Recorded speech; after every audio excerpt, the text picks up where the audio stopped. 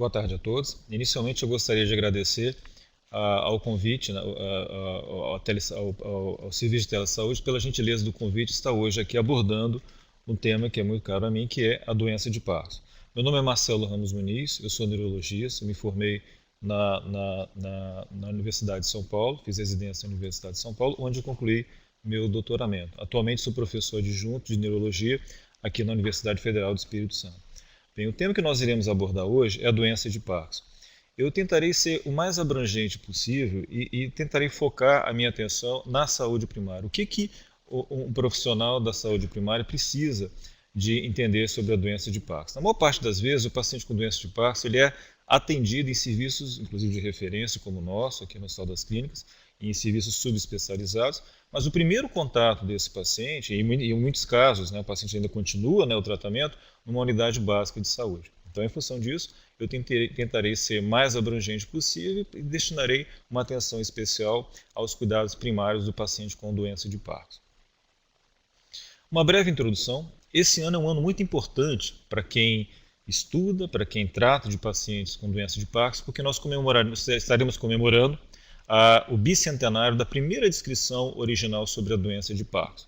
Então, embora nós tenhamos aí 200 anos de história de estudo, é uma doença que permanece muito pouco conhecida.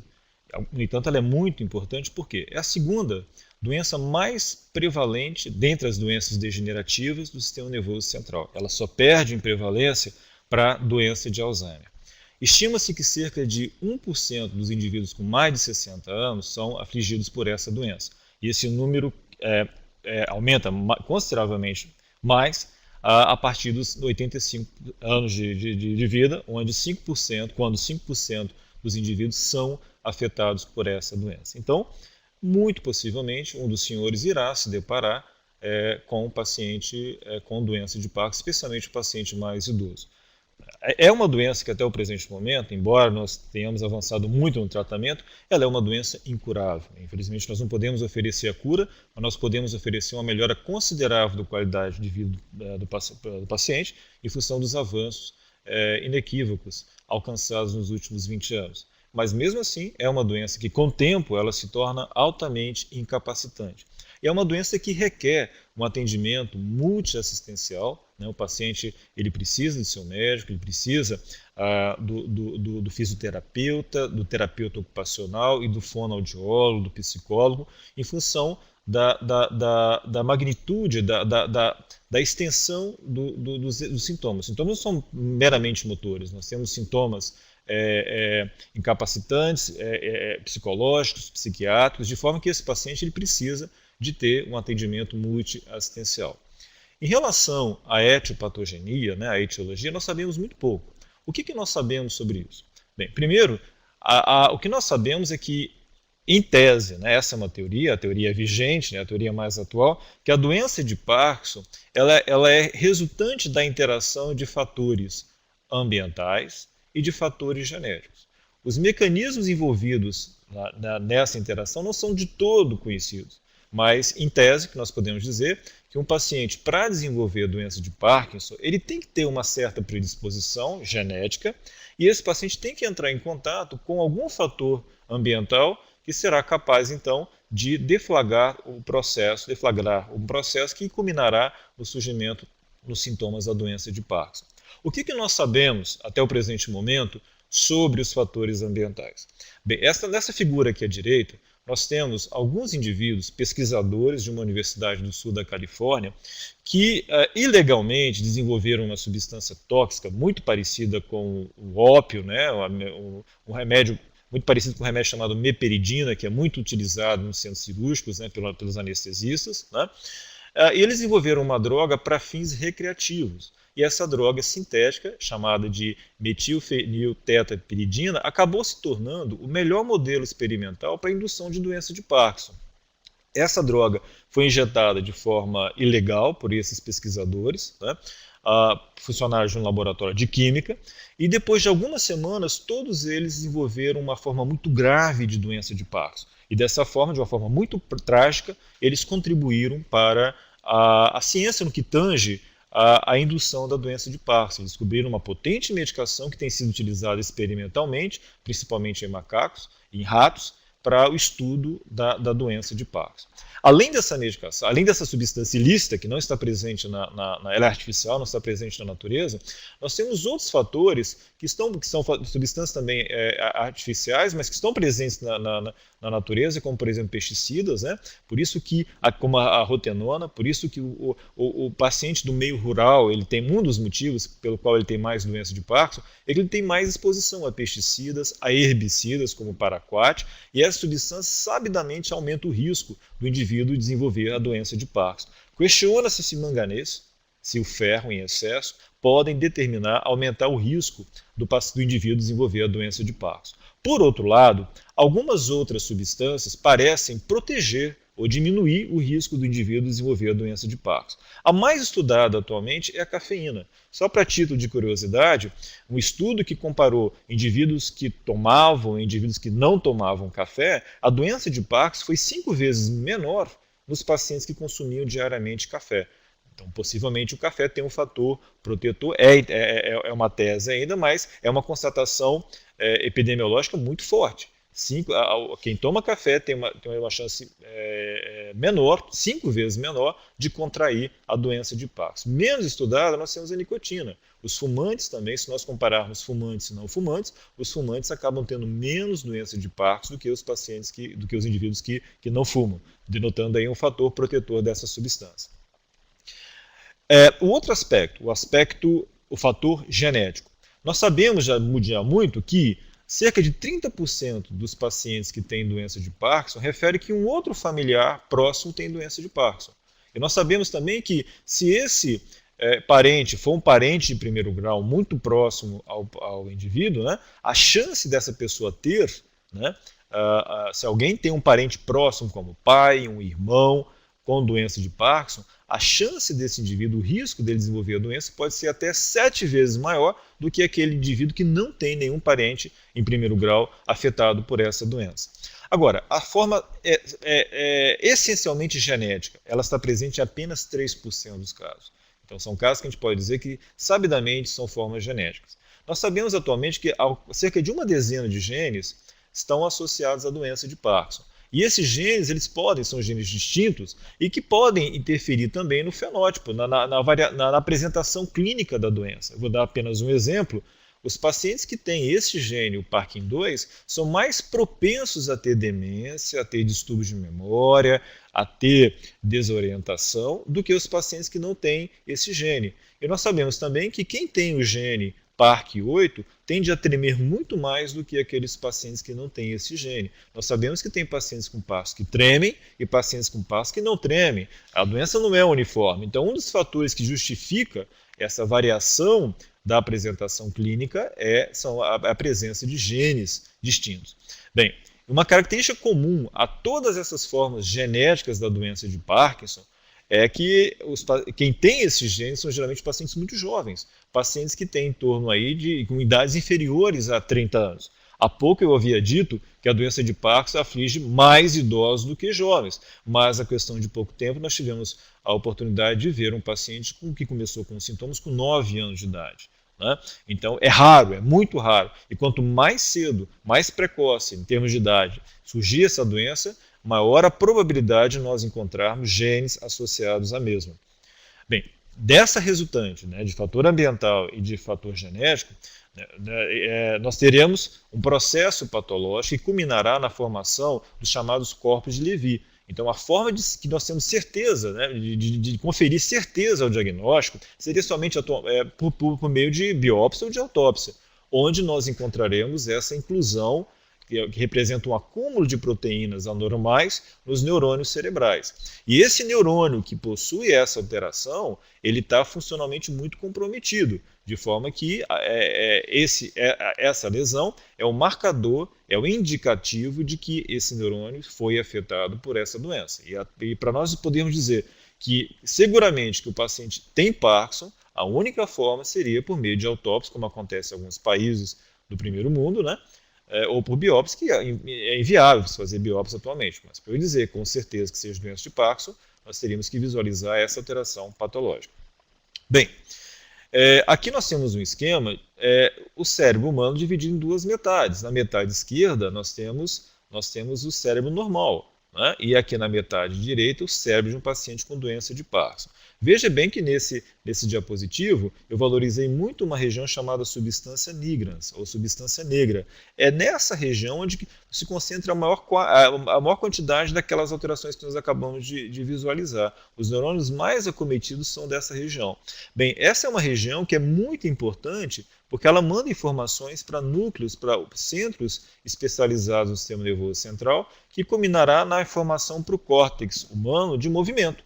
Então, se eu tenho um movimento harmonioso, eficiente, se eu me movimento muito bem, é porque a minha substância negra está muito bem preservada, eu não tenho aquelas alterações e ela vai depois enviar informações indiretamente para o córtex motor, onde o movimento será executado. O que acontece com o paciente com doença de Parkinson? Essa região está muito afetada e, com isso, ela estimula muito pouco as regiões associadas ao movimento. E a resultante disso é menos informação para a região do cérebro mais superficial, que é o córtex, né? E essa pobreza de sinalização, de estímulo, irá determinar a pobreza de movimentos que caracteriza essa doença.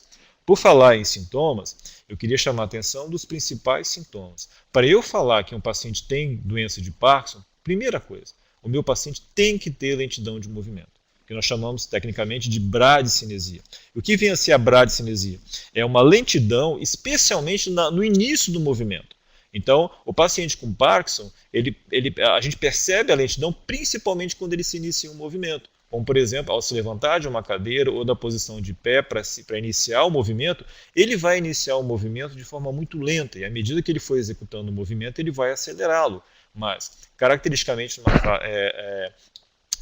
ao início do movimento, nós observamos essa lentidão em sua magnitude. Então, de forma que, sem bradicinesia, nós não podemos dizer que o paciente tem doença de Parkinson. Muitas pessoas ficam surpresas com essa informação. A maior parte acha que o tremor é o definidor. Não, o tremor ele pode estar ausente em 30% dos pacientes. Agora, a bradicinesia está presente em 100%, a lentidão está presente em 100% dos casos.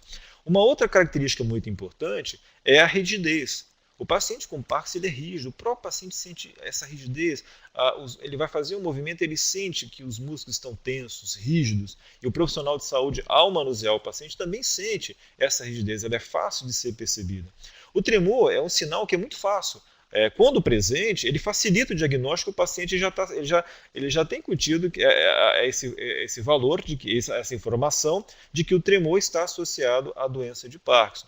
É um tremor muito grosseiro. O paciente tem um tremor como se tivesse o movimento que ele faz com os dedos, principalmente das mãos, é como se ele estivesse contando dinheiro, ou como se dizia antigamente, rolando fumo, né? E esse tremor mais grosseiro nas mãos, com a mão parada, que melhora com o movimento, é um indicador bem objetivo do diagnóstico da doença de Parkinson. Mais tarde, o paciente vai evoluir com alterações posturais, por exemplo, ele não vai conseguir, ele vai pender a sentar para um lado, pender principalmente para o lado mais acometido. Ao se levantar, ele pode ter o que ele chama de desequilíbrio, mas na realidade é uma instabilidade postural. Ele não consegue controlar a sua postura e acaba caindo. Isso geralmente acontece depois de 7, 10 anos do início dos sintomas. E uma característica muito comum e vista precocemente, e muitas vezes o profissional não valoriza, o profissional de saúde não valoriza, que é a dificuldade para escrever e a dificuldade para assinar, principalmente para escrever. A letra do paciente se torna muito pequena e isso vai dificultar a grafia, né, a escrita do paciente. E uma outra alteração também já detectada numa fase inicial é a disartrofonia, a dificuldade para falar. Ele tem uma fala soprosa, ele fala muito para dentro, é difícil de entender, um tom baixo, uma voz baixa, e que muitas vezes a família também percebe, é um sinal que facilita a percepção dessa doença. E uma característica, né, que também tem a ver com a lentidão é a lentidão da movimentação da musculatura da expressão facial. O paciente com doença de Parkinson, e isso acaba sendo um tipo de bradicinesia, né, de lentidão, ele perde a expressão facial. Então, ao se emocionar, ele não esboça uma expressão de riso ou uma expressão, ele não consegue acompanhar, ele vai ter um congelamento da expressão facial. Então, esses são os principais sintomas que caracterizam a doença de Parkinson. Bem, vamos então agora falar sobre o tratamento da doença de Parkinson. Antes de mencionar medicamentos, eu queria chamar a atenção da importância do atendimento multiprofissional em relação à doença de Parkinson. Então, antes de falar em remédio, eu tenho que falar que esse paciente precisa ser estimulado a se exercitar. Algumas vezes, na maior parte das vezes, numa fase inicial, o paciente está muito bem. Então, muitas vezes, ele não precisa do fisioterapeuta, de um atendimento especializado, mas ele precisa ser estimulado a se movimentar, porque é uma doença que determina um distúrbio no movimento. Ele vai ficar mais rígido com o tempo, mais lento com o tempo. Então é a nossa obrigação estimular precocemente a realização de atividade física, especialmente atividade física aeróbica. Chega um momento em que o paciente está mais debilitado e também, mesmo precocemente, a gente pode indicar um profissional de reabilitação, um fisioterapeuta, que vai, além de estimular a movimentação, a atividade física aeróbica, ele vai trabalhar muito com o alongamento para diminuir a rigidez e vai trabalhar também com o equilíbrio e a prevenção de queda, que é muito importante. Um dos fatores que mais me preocupa em relação ao paciente com Parkinson é o risco de queda. E o risco de queda é muito alto à medida que a doença progride.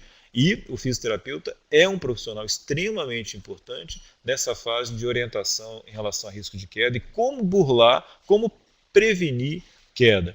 Um outro profissional que é acionado um pouquinho, não na fase precoce, eu particularmente não aciono na fase precoce, mas quando o paciente começa a ter alteração de fala a ponto de prejudicar a sua expressão, é o fonoterapeuta, o fonoaudiólogo. É muito importante, o paciente precisa expressar bem, ele precisa ser entendido verbalmente. Ao telefone, por exemplo, ele vai ter muita dificuldade. E uma outra indicação de fonoterapia é a disfagia. O paciente se engasga com muita frequência. Algumas vezes a disfagia pode levar a risco de morte. Ele pode ter uma insuficiência respiratória por ter se engasgado com um pedaço de carne, com um pedaço de pão, alimento um pouco mais sólido. Então, esses profissionais são extremamente importantes. E um outro profissional muito importante também, especialmente para o paciente com alteração cognitiva, é o terapeuta ocupacional. Cerca de 30% dos pacientes com doença de Parkinson evoluem com alterações cognitivas importantes, alterações de memória, ele tem dificuldade de organizar suas atividades, chamadas de funções executivas, as funções executivas, e de forma que nós precisamos de ter esse atendimento multi-especializado à disposição do paciente, multiassistencial à disposição do paciente. Bem, no que tange a medicação, nós temos aqui um algoritmo muito utilizado para o tratamento da doença de Parkinson. Embora ele seja de 2001, ele ainda continua muito atual. E o que diz, o que preconiza esse algoritmo? Então, primeiro, aqui eu estou falando de início de tratamento. Então, nós temos que tomar uma atitude para iniciar farmacologicamente, eu tenho que prescrever um remédio para o meu paciente. O que eu tenho que levar em consideração? O primeiro fator, eu tenho que saber o seguinte, a idade do meu paciente. Se meu paciente tem menos que 70 anos, eu vou prescrever os chamados agonistas dopaminérgicos, que em nosso meio é o pramipexol, né, porque o mais comum é o pramipexol, que é conhecido como Cifrol, é uma medicação que é dispensada gratuitamente pelo SUS. Né? Essa medicação ela é eficaz por alguns anos. Chega um momento, o paciente ele não vai ter os benefícios dessa medicação. E esse momento, geralmente, em média, é com 3, 4 anos de tratamento. Aí eu tenho que passar uma medicação mais potente. E essa medicação mais potente é a levodopa, que indiscutivelmente é muito mais potente do que os agonistas dopaminérgicos. Bem, isso para o paciente que tem menos de 70 anos. Se o meu paciente tem mais que 70 anos, eu pulo essa etapa e já entro com levodopa. Mas por que você tem que ter esse cuidado? Porque os agonistas dopaminérgicos, como o pramipexol, eles determinam com frequência alterações cognitivas, alterações comportamentais. O paciente pode ter alucinação, o paciente pode ficar confuso. O paciente mais idoso, especialmente o paciente com mais de 80 anos, ele não tolera esse tipo de medicação, mas ele tolera muito bem a levodopa. Né? Então, por isso que para pacientes com mais de 70 anos, nós não indicamos essa medicação. Muitos dos senhores estão perguntando, mas por que você entra com essa medicação para os pacientes com menos de 70 anos? Porque a levodopa ela pode, com o tempo, determinar efeitos colaterais que nós veremos daqui a pouco, muito incapacitantes. O paciente pode ter distúrbios de movimento, como por exemplo coreia, distonia, ele pode ter crises de travamento induzidos pela levodopa. Isso geralmente acontece depois de 5, 6 anos, de forma que, se eu puder dar um tempo no início do prolópito, da levodopa, isso seria ideal. E a medicação que nos possibilita essa estratégia são os agonistas dopaminérgicos, novamente falando para os pacientes com menos de 70 anos. Com o tempo, eu digo aqui mais ou menos uns 5, 7, até 10 anos, o paciente pode ficar muito bem com a levodopa e muitas vezes, se ele tiver menos de 70 anos, ele vai ficar muito bem usando essas duas medicações. Com o tempo, o efeito da levodopa diminui. E aí nós entramos com o inibidor da catecol-O-metiltransferase, COMT, dessa enzima, que é uma enzima que diminui, que degrada, que diminui a ação da levodopa. Então, ao inibir essa enzima, eu consigo aumentar a ação da levodopa. Isso geralmente acontece por volta de 7, 10 anos de tratamento. E numa fase mais avançada, quando essa estratégia, ou seja, a estratégia medicamentosa não está surgindo mais efeito, eu posso abrir mão, então, do tratamento cirúrgico. O tratamento cirúrgico, como nós veremos adiante, é um tratamento reservado mais para os pacientes mais acometidos com a doença. Então, em tese, esse é o algoritmo que nós utilizamos. Existe um algoritmo proposto por um médico londrino, o Dr. Shapira, que é muito interessante. Ele preconiza o seguinte, não é muito diferente do outro algoritmo, só que ele é mais clínico. Ele menciona o seguinte, aqui ele leva em consideração alguns fatores interessantes, como por exemplo a gravidade da doença. No outro algoritmo, isso não foi levado em consideração. E nós temos que levar em consideração isso, não é só a idade. Né? Então, se meu paciente tem sintomas leves e ele está lúcido, orientado, sem alteração cognitiva mental, eu posso usar qualquer uma dessas medicações menos agressivas, menos eficazes, mas que me permitem poupar essas duas medicações para uma fase em que o paciente realmente as necessite. Então, aqui eu posso ter a amantadina, conhecida como Mantidam, a selegelina e a rasagelina, que é conhecida como Azilect. Essas medicações, a selegelina é conhecida também como Niar, um dos nomes fantasias desse produto. Essas medicações são leves, a potência dela é muito leve, é muito discreta, mas ela pode, nessa fase inicial, ajudar o paciente. Agora, se meu paciente já tem sintomas mais intensos, né, obviamente com menos de 70 anos e sem alteração cognitiva, aí eu vou entrar com agonista dopaminérgico, com ou sem amantadina, que é uma droga muito utilizada nessa situação aqui. Né? Essas drogas, principalmente os agonistas dopaminérgicos, são mais eficazes do que essas duas aqui.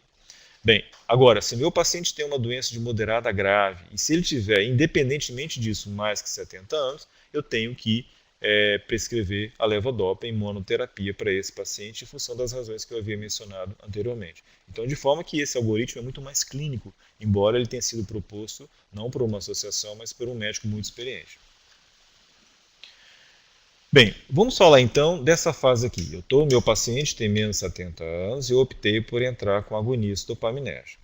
Quais são essas medicações? São pramipexole, que é conhecido, o nome fantasia mais comum é o Cifrol, a rotigotina, que é em forma adesiva, né, que é o Neupro, que é uma medicação que foi lançada no Brasil recentemente, e uma medicação subcutânea que nós não temos no Brasil, que é a chamada apomorfina, medicação subcutânea.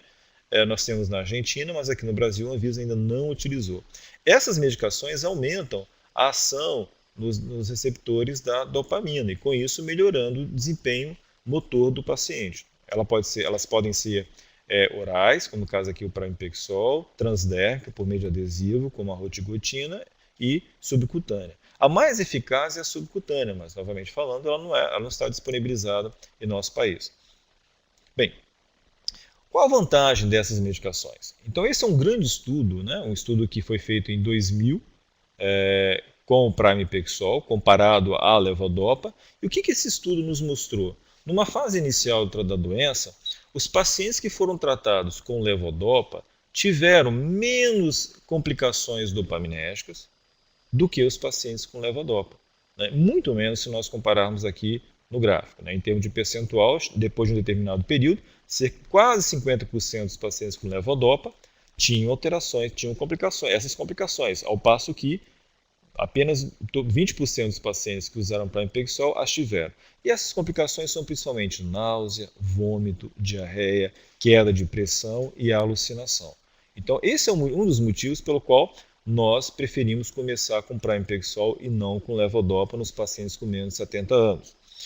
Um outro motivo também são as alterações motoras que são vistas com a levodopa. Aqui nós temos as discinesias. O que são as discinesias? São principalmente movimentos. O paciente ele faz movimentos com a cabeça, como se estivesse dançando, com o tronco, e são movimentos muito angustiantes para o paciente e para a família.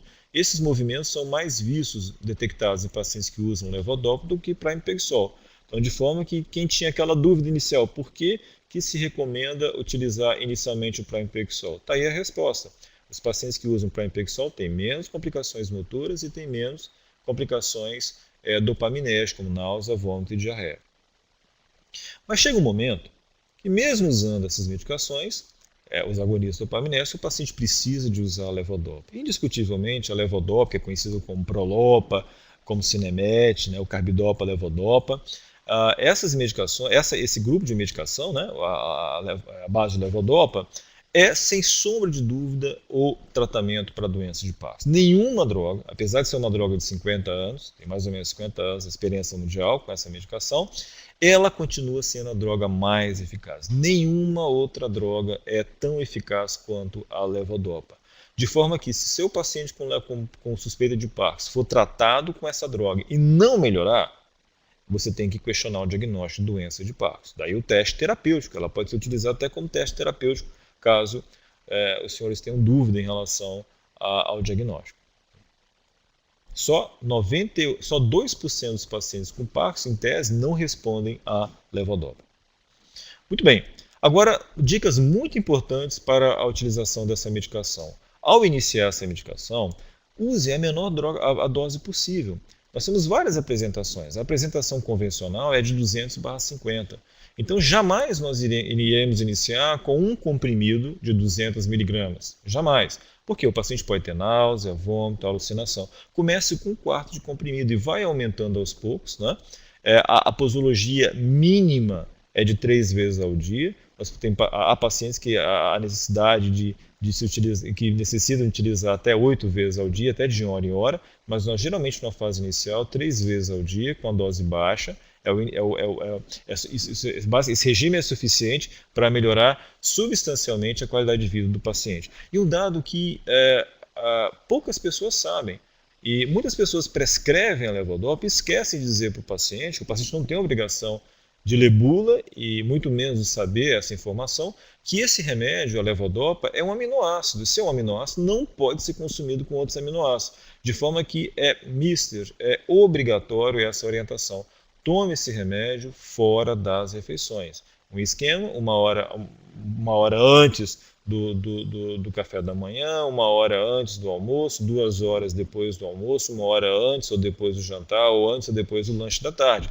Isso tem que ser constatado até do receituário, para o paciente ter noção disso daqui. Beber com água, não beba com leite. Alguns pacientes bebem remédios com leite. E o leite tem muita proteína, e a proteína vai então, os outros aminoácidos do leite irão competir com a levodopa na absorção intestinal. Então essas regras aqui essas dicas são muito importantes para o manuseio do paciente com doença de Parkinson.